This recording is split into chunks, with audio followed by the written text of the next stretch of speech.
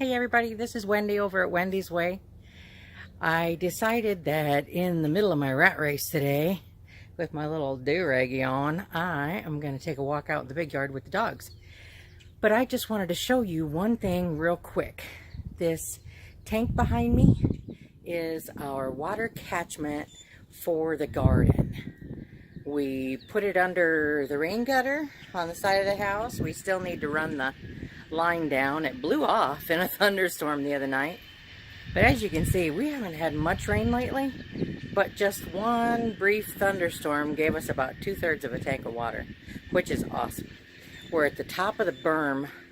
The garden is probably at least 15 or 20 feet lower than we are right here next to the house. So I just wanted to show you, this is how we water our garden so that we don't have to use up all that wonderful city water that we have to purchase.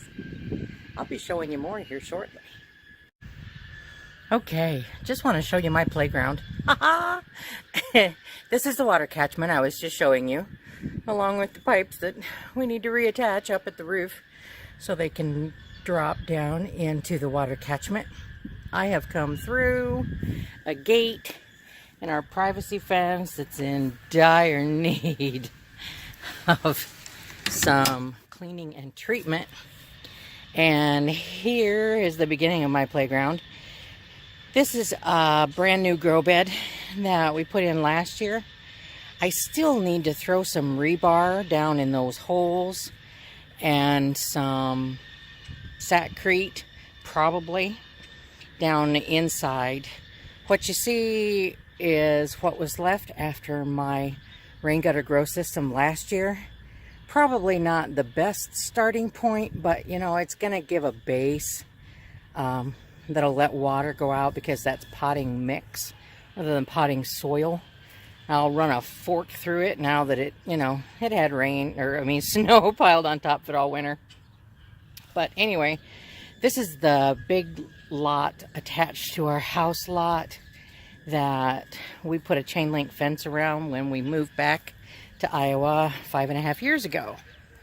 We have a drive-through gate over there that kind of needs to be held up because in 2016 we had a catastrophic flood and it took down most of the chain link fence over there, but we put it back up. Anyhow, what you see, the whitest part over there, we laid gravel here and we were parking vehicles and things like that out here. But we're not doing that anymore. I have chosen this as my garden area. And so the easiest thing we thought we could do to keep the weeds from growing up through the gravel where I put my rain gutter grow systems. You know, my niece changed out the carpeting, tore out the carpeting in her house and laid down laminate floor. So I grabbed her old carpeting and I put it down on top of the gravel. My parents tore out the carpeting in their house and they just dropped it off the other day. It's still folded up there and we're gonna spread that out on top of the gravel, and it just acts like a weed barrier, you know, and it just makes things a whole lot easier. So this entire area here, I'm probably going to extend it a little bit this way, probably even it out, maybe even extend it the other way. This is where I garden. Inside that big tarped hoop over there, those are just horse panels and T-posts. And I used it as, you know, a growing trellis last summer. Didn't work too badly. There's ground cover underneath it, so everything was good to go. We used it this winter as a storage shed. You know, my rain gutter grow system and buckets and things are in there. My gardening tools in tubs and everything, so they're not getting wet on the ground. You know, we even parked lawnmowers and stuff in there. So we had the space in the garage. This is a foldable picnic table. It's one of those resin picnic tables, and it folds down flat, so you can haul it easily and move it easily, and wow, what a sweet thing. Not sure whether we found that at Menards or Lowe's, but it is precious. Has a compost turner that I'll be using again this summer. I didn't use it over the winter months because, you know, we're in northeastern Iowa. And that's all there is to it. Iowa can be a 4-letter word in the wintertime, just like snow and cold. Okay, this little red or orange tomato cage, I had a friend who shared with me last year. Just like this stake over here that you probably can't see. Oh, it's budding, it's budding. Hang on a minute. Galen and Alice shared with me 7 lilacs. They have like 8 different styles of lilacs at their house here. And they brought me a whole bunch of lilac starts. And this one is budding out, and I'm so very excited. I've got them spread all over. I've got them over here. I've got them on the other side of the tarp that you see. I've got one on the other side of the gate, and I've got 2 or 3 of them on this side. I've got one outside the fence. Anyway, this here, I'm back in Texas. This is my gardening area, y'all. Let's see, what else can I tell you about while I'm out here? Because, you know, if I'm going to be out here, I might as well be talking about it. Because I love y'all and I love to talk. Okay, this little spruce tree, we have 10 of them on our property from end to end. This one has probably grown more than most. They are 4 years old, and they were about 18 inches tall when they were grown, and this one is almost as tall as I am now, which is like 5'5". These tubs have been out here all winter, and they are full. Not full. They have what remains of a great deal of composted rabbit manure. Best garden fertilizer you will ever find. The best thing about it is you can use it straight out of the rabbit. It will not burn your crops. It's not strong enough to burn your crops. Over here is an apple tree. The one in the middle is a dwarf pear. The little one down there is an apple tree. And as little as they are, last summer sometime, spring, summer, fall, I don't even remember when it was, I technically mulched them, piled up around the base of the tree, this rabbit manure. And they had a growth spurt like you would not believe. And even being like 3 years old, maybe 4, they all put on a little bit of fruit last year. It was incredible. Even that dinky little apple tree down there between me and the white man. See, this is one of those little spruce trees that was like 18 inches tall, and it's only about 24 inches now. Probably the one that has grown the least. There's another one. We have a little volunteer walnut tree over there between those posts, between the fire hydrant and myself. Pumpkins over there boofing at the neighbors. There's a, yes it is, it's a blooming cherry tree. This one is a red oak. This stick that you see, and probably can't even see it, between me and the orange tomato cage is a Kentucky coffee tree. Since we moved onto this property 5.5 years ago, we have planted approximately 39 or 40 trees. You know, it was just a double great big lot. There were 2 trees on the other side of the house at the other end of the lot. And, you know, they're big and beautiful now. But that's all there was. And I'm like my dad.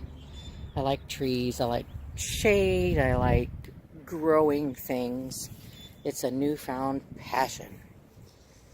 Anyhow, here we are. I've given you a really long, drawn out, likely dry as dirt talk about my yard. There comes the Doberman. Annie, what are you doing today, Annie? She's not doing a darn thing but enjoying herself out in the green grass. No tearing around today yet, huh, baby girl?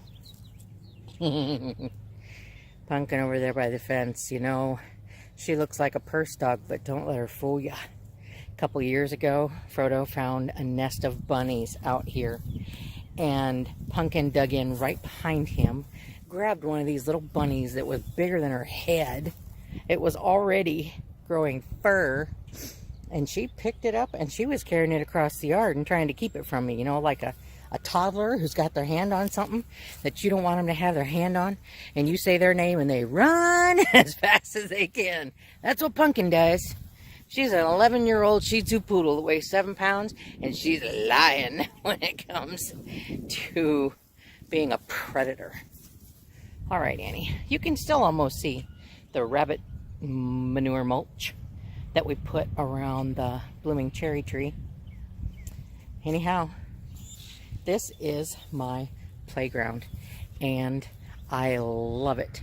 And I'm excited that I'm going to have a chance to take you all on this journey with me this spring and summer, and we are going to turn this into a garden, and we are going to grow some food. Oh my goodness, I haven't decided to take the tomatoes to a market yet.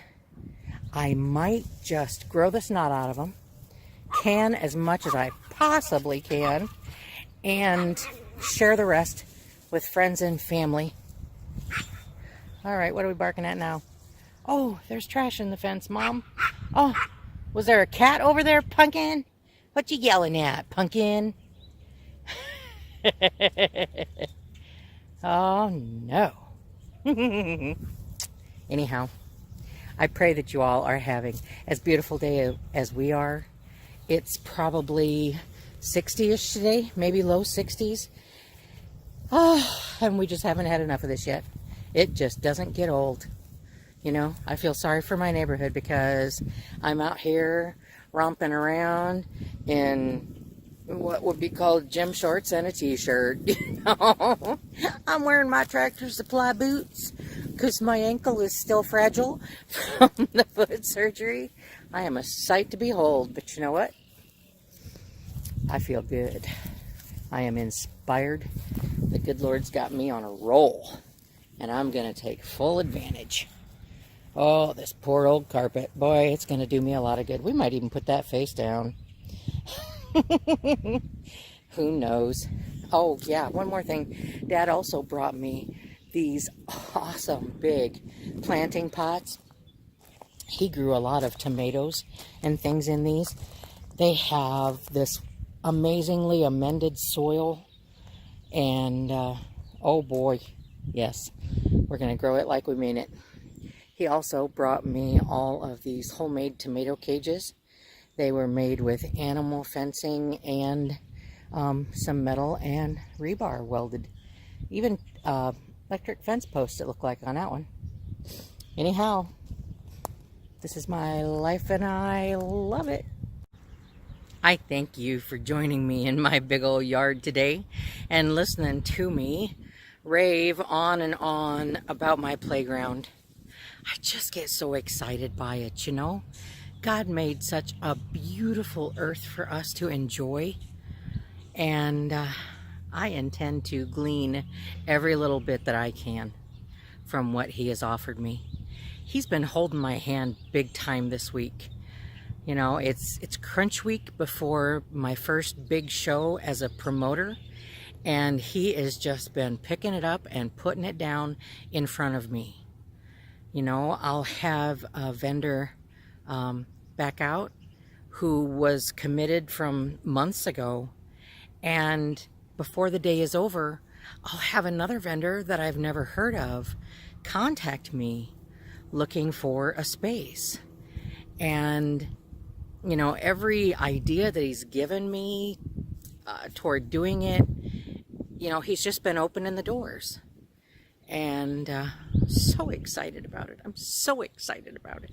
Anyway, if you're local, if you're local to Northeast Iowa, in Waverly, at the Center Hall, we're going to have the Hometown Marketplace and Cafe on Saturday, April 19th, 2019. It's squeezed in between Good Friday and Easter Sunday. And the hall is full. We have vendors that do everything from turned wood to metal yard art to objects made out of steel like engine parts. We have people who etch on glass and metal and all kinds of things. We have handmade jewelry of several different kinds. We have painters. We have seamstresses. We have a restaurateur who's going to be our cafe. We have almost any home-based business that you might want to shop. I just can't even remember. You know, we have people with vintage and primitive items. We have people with, well, we have an author, a beautiful young woman from Clarksville who's written a devotional. You know, she's going to be there talking to people about her book. And I have another young lady who's going to be there with a table as a fundraiser for an upcoming mission. She's going back to Romania for the second or third time. I think it might be her third trip to Romania on a brief mission trip. I mean, if you want it, we've got it. We have popcorn and cotton candy. We have an elementary bake sale. We have a face painter. We have a balloon artist. We, you know, I just can't even think of it all. It's going to be an awesome day. I'm going to try and get some live shots from there. So I've rambled long enough. I think you know what's going on in my world now. That was a bumblebee. Hey, you know what? If it's a bee, I'll take it. I'm going to have some plants out here pretty soon that need some pollination. So anyhow, may the Lord who blesses me so graciously each and every day of my life bless you as well, today and always. Amen.